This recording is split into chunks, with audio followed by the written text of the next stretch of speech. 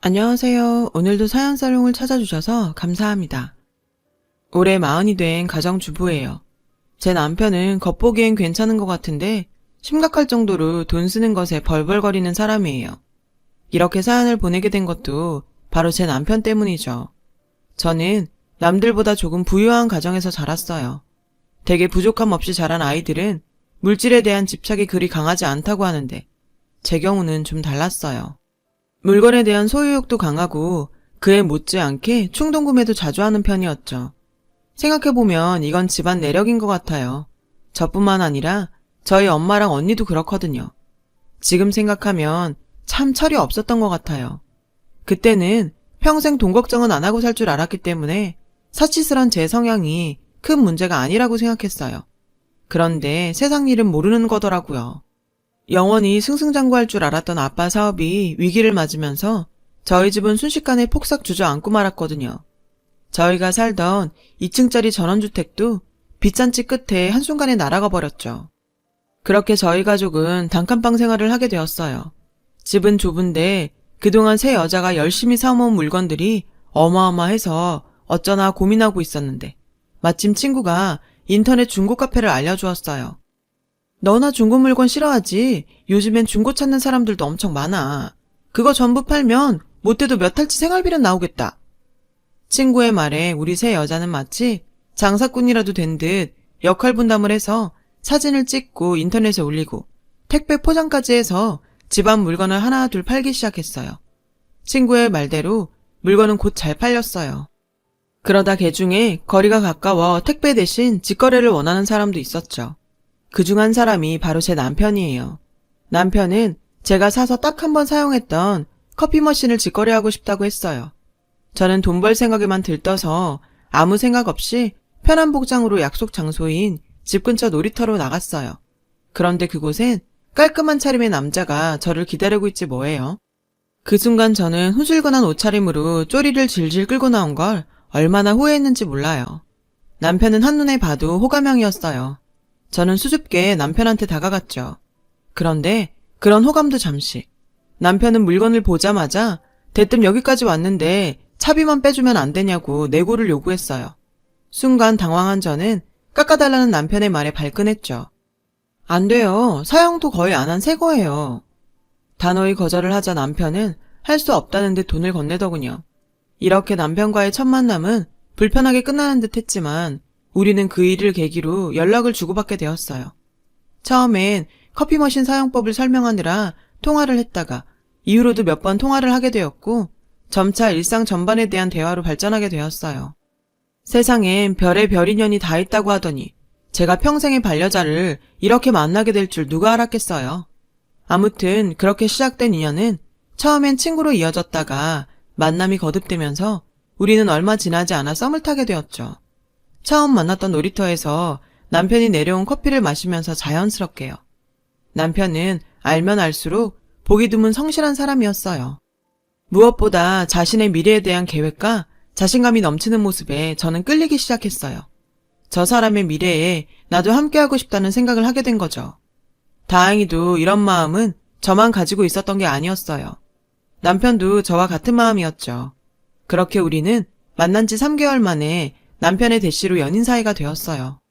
남편은 그동안 제가 만나왔던 남자들과 전혀 다른 사람이었어요. 이제와 생각해보면 그땐 제 사정도 그렇고 남편의 외모에 콩깍지가 씌었던 게 분명했어요. 남편은 만날 때마다 실속이란 단어를 입에 달고 살았어요. 그래서 돈이 많이 들어가는 데이트보단 저렴하지만 나쁘지 않은 데이트 코스를 매번 생각해왔죠. 저도 예전 같지 않은 생활 탓인지 남편이 말하는 실속이란 단어가 나쁘게 들리지 않았어요. 남편과의 데이트가 꽤 신선하고 재밌기도 했고요. 사실 그때까지는 잘 몰랐어요. 절약과 궁상의 차이를요. 솔직히 저는 제 안목보다는 남이 좋다는 물건들을 고민 없이 사는 편이거든요. 반면에 남편은 뭘 하나 사더라도 최저가 비교는 물론이고 가성비와 가심비까지 따져서 신중하게 사는 편이었어요. 이런 남편을 통해 소비는 저렇게 해야 돈을 허투루 쓰지 않는다는 것도 배웠죠. 남편의 합리적인 소비에 감탄하면서요. 그렇다고 제 남편이 돈 앞에서 궁상을 떠는 사람은 아니었어요. 메이커나 명품을 고집하지 않을 뿐이지 좋은 물건들을 저렴하게 구입해 잘 쓰는 편이거든요. 그러니 주변에선 센스가 좋다고 호평을 받는 편이기도 했죠. 그런 남편과 만나다 보니 저는 조금씩 경제관념에 눈을 뜨게 되었어요. 남편을 쫓아갈 수준은 못됐지만요. 경제무식자에서 쓸모없는 지출을 구별할 수 있는 눈 정도는 갖게 된 거죠. 저희 이런 변화에 저희 가족들은 모두 놀라워했어요. 그리고 남편이 처음 우리 집에 인사를 오던 날 가족들은 남편을 이미 사윗감으로 콕 찍었어요. 그렇게 우리는 만난 지 1년 만에 양가 부모님들로부터 결혼 허락을 받을 수 있었어요. 그리고 바로 결혼 준비에 들어갔죠. 결혼식을 하면 쓸데없는 큰 지출이 많기 마련인데 저희 남편은 절대 그런 걸 호락호락 넘기지 않았어요. 식장부터 신혼여행까지 본인이 직접 발로 뛰며 계약을 했죠. 덕분에 우리는 최저가 결혼식을 올릴 수 있었어요. 제 친구들은 저런 남자가 어디 있냐며 저에게 남편을 잘 만났다고 칭찬하며 부러워했죠. 저 역시 제게 부족한 점을 남편이 알아서 잘 챙겨주니 이보다 든든할 수가 없었죠. 스스로도 결혼을 잘했다고 생각했어요. 하지만 이런 생각도 잠시 결혼 후 확 달라진 생활에 적응해야 했어요. 바로 절약의 세계였죠. 쓰지 않는 물건의 코드를 빼놓아야 하고 엄연히 보온 기능이 있는 전기밥솥은 그 기능을 쓸 일이 없어졌어요. 게다가 냉장고의 효율을 따져 절대 물건을 꽉 채워 넣을 수 없었어요. 무엇보다 가장 참기 어려웠던 건 물건을 구매하려면 집에 있는 못 쓰는 물건을 버려야만 가능하다는 우리 집의 규칙이었어요. 안 쓰는 물건이라도 멀쩡한 물건은 절대 버릴 수 없었고 우리의 인연을 맺게 해준 인터넷 중고 카페를 통해 팔아야 했어요. 사정이 그렇다 보니 충동 구매는 물론 어떤 물건이건 꽂히면 사야 했던 저는 사고 싶은 물건이 있을 때마다 그에 앞서 무얼 처분할 수 있을까를 생각하며 온 집안을 샅샅이 뒤져야 했어요. 그 스트레스는 정말 엄청나더라고요. 소유욕과 무력이 사라질 정도로요. 연애할 땐 그런 모습이 나쁘게 보이지 않았는데 결혼하고 나니 남편의 투철한 절약정신은 제 정신건강을 괴롭혔어요. 그러던 어느 날 TV 홈쇼핑 채널을 보다 24개월 무이자 신상 명품백을 보게 됐죠. 저는 사고 싶다는 강한 충동을 느꼈어요. 집이 한순간에 그렇게 됐을 때도 명품백만큼은 처분하지 못했을 정도로 명품백을 좋아했거든요. 저는 TV를 보며 끙끙 앓다가 도저히 참을 수가 없어서 남편에게 얘기했어요. 자기야, 저거 무이자로 하면 한 달에 10만 원도 안 된대. 결혼하고 지금껏 백 한 번 산 적이 없잖아. 이번에 하나 장만하면 안 될까? 백이 양말도 아니고 여러 개나 있어야 하는 거야? 자기는 남자라 몰라서 그렇지. 여자는 가방을 옷이나 기분에 따라 바꿔 들어. 애들 책가방도 아니고 망가질 때까지 드는 사람은 없다고. 나는 정말 이해가 안 돼. 왜 여자들은 그 돈을 주고 명품백을 사? 몰랐는데 자기가 들고 다니던 가방 말야. 우리 집 냉장고 값이랑 맞먹더라? 실속이라고는 전혀 찾아볼 수가 없어. 상상해봐. 자기 어깨에 우리 집 냉장고가 매달려 있는 거나 마찬가지야. 명품백을 사겠다는 제게 남편은 냉장고 타령을 하며 이상한 사람으로 몰았어요. 저는 결국 그 가방을 사지 못했어요. 주변에서는 내 월급으로 사면 되지 뭘 일일이 남편한테 얘기를 해서 기분까지 망치냐며 뭐라고 하더라고요. 저라고 그걸 모르나요? 하지만 저희 집의 경제권은 남편이 쥐고 있었기 때문에 그럴 수밖에 없었던 거죠. 그렇게 조금씩 저는 남편의 절약정신에 짜증이 났고 뭐 하나만 걸려봐라 하며 기회를 노리고 있었어요. 제가 임신을 하자 남편은 크고 안전한 차가 필요할 것 같다며 상의도 하지 않고 덜컥 차를 계약하고 왔어요. 저는 이게 기회라고 생각했어요. 그래서 기다렸다는 듯 따져 물었죠. 어쩌면 자기는 몇백만 원도 아니고 몇천만 원이나 하는 차를 나랑 상의도 없이 계약을 해? 애 낳으면 짐도 많고 아무래도 지금 타는 경차보다는 크고 튼튼한 차가 필요할 것 같았어. 왜? 자기는 싫어? 솔직히 남편의 말에 저는 동의해요. 아이까지 태어났는데 실속을 따지며 경차를 타고 다니는 건 좀 그렇다고 생각했거든요. 하지만 저는 이번 기회에 남편의 고집스러운 절약정신을 깨고 싶었어요. 제가 막무가내로 트집을 잡자 남편은 정 그렇게 싫으면 가서 취소하고 오겠다며 저를 설득할 생각도 않더군요. 저는 괜히 긁어 부스럼 만들지 말자는 생각에 다음부터는 나한테 상의하고 결정하라고 얘기하곤 못 이기는 척 했어요. 솔직히 차는 정말 필요하다고 생각했거든요. 그런데 이렇게 한번 통 크게 지출한 남편은 그 뒤로 더 강도 높은 절약정신이 발동했고 급기야 이런 말까지 했어요. 자기야, 회사 선배한테 들어보니까 베네 쪼고리 그거 얼마 못 입는다더라. 무조건 내복, 실내복이 짱이라는데? 근데 그것도 생각해보니까 애들이 금방 크잖아. 분명히 얼마 못 입어서 중고로 팔려고 내놓은 사람이 있을 거야. 글쎄, 아이 옷을 중고로 사겠다는 거예요. 하나밖에 없는 첫 아이의 옷을 남이 입던 중고로 사겠다는 남편을 보고 저는 있던 정도 떨어졌어요. 제 반응은 상관없이 남편은 중고로 아이 물건을 사들이기 시작했어요. 이거 정말 깨끗하지 않아? 나 이거 전부 다 해서 2만 원에 사왔다? 글쎄, 이 남자는 아이 젖병까지 중고로 사왔더라고요. 아이 입에 무는 꼭지만 새 걸로 사면 된다면서요. 그것도 처음에 모유 놔두고 왜 비싸고 영양가 없는 분유를 먹이냐며 저를 이상한 엄마 취급까지 했었는데 아무리 노력해도 모유 양이 늘지 않자 애를 굶길 수 없어서 남편이 고집을 꺾은 거예요.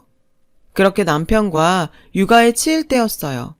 저는 임신하고부터 직장에서 은근히 차별을 받아왔는데 아이가 태어난 후로 몇 번 이른 퇴근을 했더니 대놓고 눈치를 주더라고요. 더 싫은 건 그런 차별을 마치 저를 배려하는 걸로 포장하더란 거였죠. 이런 식으로 회사의 배려에도 불구하고 저를 예민하고 꼬인 사람으로 만드는데 도저히 참고 다닐 수 없더라고요. 가뜩이나 육아휴직을 길게 하지 못해서 친정엄마의 손을 빌리고 있던 차에 저희 엄마가 육아를 하면서 손목이며 무릎, 허리까지 무리가 와 힘에 부처 하셨거든요. 저는 더는 엄마에게 아이를 부탁할 수 없다고 판단해 잘됐다 싶은 심정으로 회사에 사표를 냈어요. 회사를 관뒀다고? 나랑 상의도 없이? 아니 어떻게 그런 걸 혼자 결정해? 미리 말 못한 건 미안한데 전부터 회사에서 애나 키우라고 은근히 비아냥거리기도 했고 엄마도 많이 힘들어하시니까 더 길게 고민할 수 없었어. 그냥 앞으로 내가 집에서 용준이 볼게. 남편은 당황한 기색이 역력했어요. 그렇다고 제게 뭐라고 하진 않더라고요. 한동안 말이 없던 남편은 뒤늦게 한마디 하더군요. 회사 다니는 거야 다 힘들지. 그래도 자기만 그런 건 아니잖아. 그럼 애 엄마는 다 회사 그만둬야 하게? 장모님께서 힘들다고 하시면 조금 빠르더라도 용준이 어린이집에 보내는 건 어떨까? 아직 돌도 되지 않은 아이를 어린이집에 맡기자는 남편을 보고 저는 화가 났어요. 그동안 힘들었다는 제 말에 회사에서 무슨 일이 있었냐고 묻지도 않고 모두 다 힘들다는 말로 넘기려는 남편의 태도에 저는 남편에게 마음의 문을 닫았어요. 그날 이후로 저는 전업주부가 되었어요. 살림과 육아는 생각했던 것보다 고되고 끝도 없이 반복되는 다람쥐 쳇바퀴 같았어요. 하지만 비록 육체적으로는 피곤했지만 마음은 편했어요. 아이의 커가는 모습을 보며 보람을 느낄 수 있었으니까요. 그러던 어느 날이었어요. 남편이 제게 그러더군요. 이제 용준이도 좀 컸으니까 당신도 슬슬 복직하는 게 어때? 자기 아직 젊고 능력이 아깝잖아. 저는 남편이 제가 돈을 못 벌어오자 눈치를 준다고 생각했어요. 그래서 더 오기로 복직은 생각도 하지 않았어요. 그럼 용준이는 또 우리 엄마 불러다 부려먹으려는 건 아니지? 당신 어머니가 봐주신다면 복직할게. 표정이 왜 그래? 설마 우리 엄마는 되고 자기네 엄마는 안 된다는 건 아니지? 뭘 우리 엄마까지. 어린이집 있잖아. 아직 걷지도 못하는 애를 어린이집에 보내고 싶니? 어린이집에 보내면 뭐든 다 될 것 같아? 애 아프다고 하면 회사에서 나와야 하고 어린이집 문 닫는 날은 눈치 보면서 회사에 휴가 써야 해. 그게 다 누구 일인 것 같아? 남편은 순순히 물러서지 않은 저에게 아무 말도 하지 못했어요. 싸움은 멈췄지만 저희 부부의 애정도 싸움과 동시에 멈춰버렸죠. 그렇게 저희 아이의 첫 돌이 다가왔어요. 남편은 이번에도 발품을 팔아가며 최저가 돌잔치를 열심히 준비했어요. 스스로 답례품까지 만들며 비용 절감을 위해 갖은 노력을 기울였죠. 그 모습을 보니 왠지 배알이 꼬이기 시작했어요. 왜? 돌잔치도 하지 말자고 하지? 이런데 뭐하러 돈을 써? 저는 그동안 쌓아왔던 감정을 담아 남편을 쏘아댔지만 남편은 이 와중에도 신이 났더라고요. 우리의 첫 돌인데 무슨 소리야? 당연히 해야지. 그리고 돌잔치 하면 선물이랑 돈도 제법 들어오잖아. 축하도 받고 선물도 받을 수 있는데 이 좋은 걸 왜 안 해?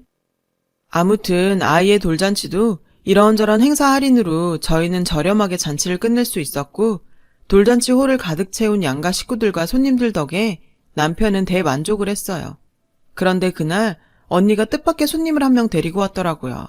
바로 제 형부가 될 사람이었죠. 형부는 대기업인 H그룹에 다니는 억대 연봉을 받는 능력자였어요. 예비 형부는 저희 아이 돌 선물로 글쎄 명품 옷을 사왔지 뭐예요. 남편은 선물을 보자 화색을 띠며 저에게 슬쩍 그러더군요. 잘 챙겨. 이거 팔면 돈 좀 되겠다. 그 순간 얼마나 창피하던지. 정말 이러고 싶지 않은데 예비 형부와 제 남편이 너무 비교가 돼서 기분이 영 그렇더라고요. 결국 저는 돌잔치 내내 팅팅 부은 얼굴로 있었어요.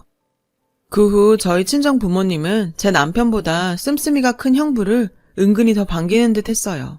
솔직히 그럴만했죠. 게다가 언니네 시댁에서 몸만 오라고 했다며 엄마가 어찌나 좋아하던지. 그제야 저는 제가 결혼을 잘못해도 한참 잘못했다는 생각을 하게 됐어요. 언니처럼 여유로운 사람과 결혼했다면 지금보다는 낫지 않았을까 하는 생각이 절로 들었거든요. 언니는 결혼식도 남들이 부러워하는 호텔에서 화려하게 올렸어요. 보기에도 좋았지만 무엇보다 음식이 고급스럽고 맛도 좋아서 돈이 좋긴 좋구나 하는 생각이 들더라고요. 한편으로는 상대적 박탈감도 느꼈죠.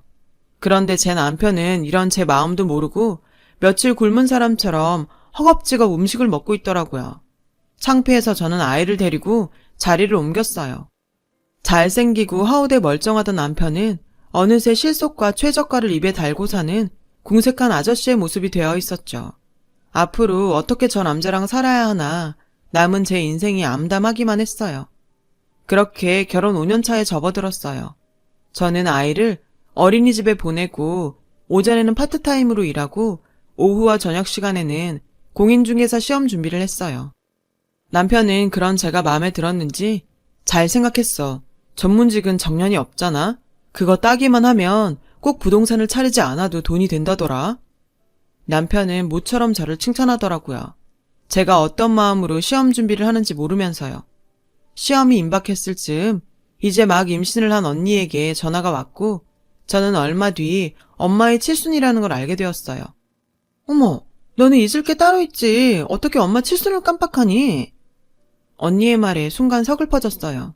오죽 생활에 쫓기고 살았으면 내 부모 칠순도 잊었을까 싶었거든요. 내가 자격증 따기만 해.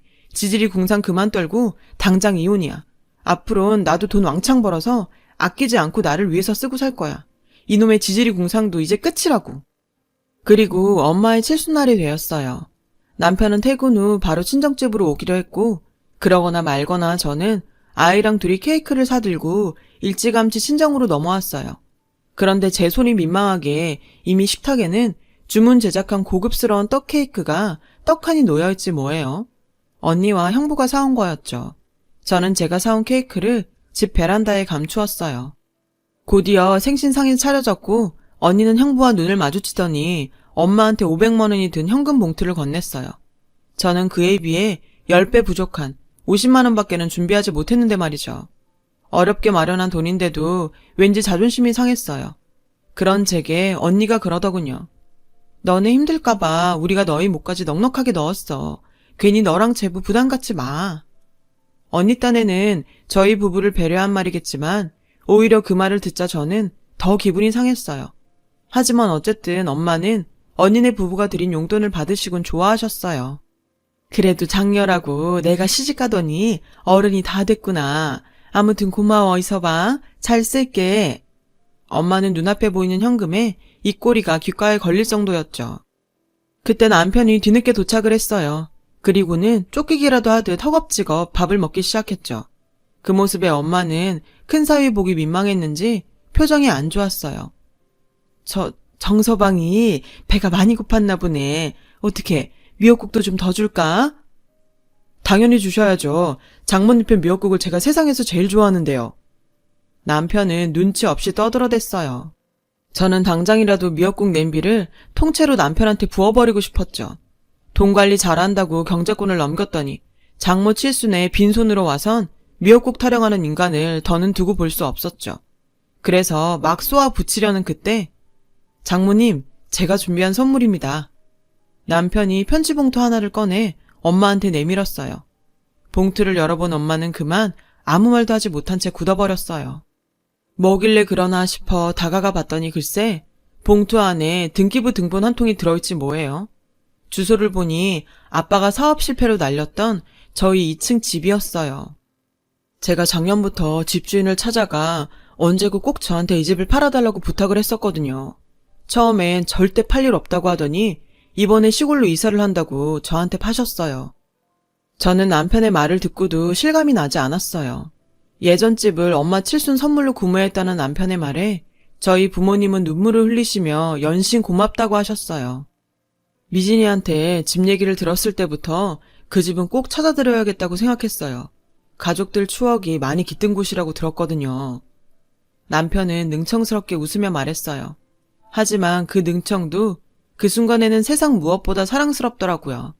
현금 봉투를 내밀고 의기양양해했던 언니와 형부는 민망한 듯 표정 관리가 잘 안 되는 듯 했어요. 반대로 저는 구두쇠 남편 덕에 결혼하고 처음으로 굽었던 어깨가 절로 펴지는 듯 했고요. 석 달 뒤 저희 친정 부모님은 예전에 살던 2층 집으로 이사를 하셨어요. 대문을 열자마자 저희 가족은 약속이나 한 듯 눈시울이 붉어졌어요. 엄마가 오랜 시간 정성을 들여 갖고 왔던 텃밭도 아빠가 저희 자매가 태어났을 때 심었다는 나무들도 그대로 있었거든요. 그날 짠돌이 남편이 준비한 엄마의 칠순 선물은 우리 가족에게 있어 최고의 선물이 되었어요.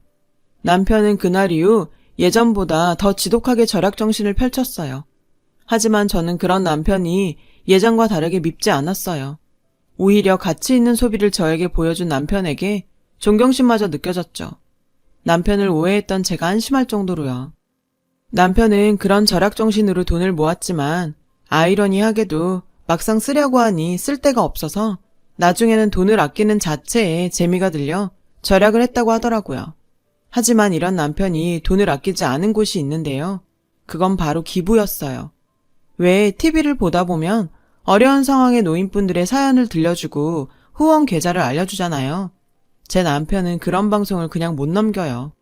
다만 몇만 원이라도 보내고야 마는 사람이죠.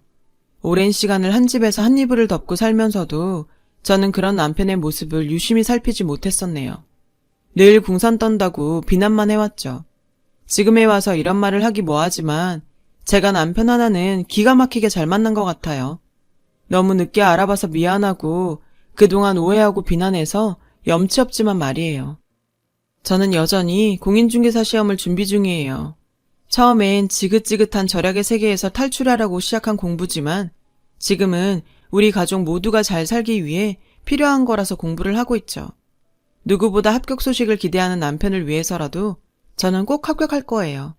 저희 친정집을 되찾아준 남편을 위해서라도 저 역시 뭔가 보답을 하고 싶거든요. 제 이야기 들어주셔서 감사합니다. 여러분의 가정에도 행복이 가득하시길 바래요. 여러분, 사연 댓글에 응원과 현명한 조언 부탁드려요. 좋아요와 구독은 저에게 큰 힘이 됩니다. 오늘도 좋은 일 가득하세요.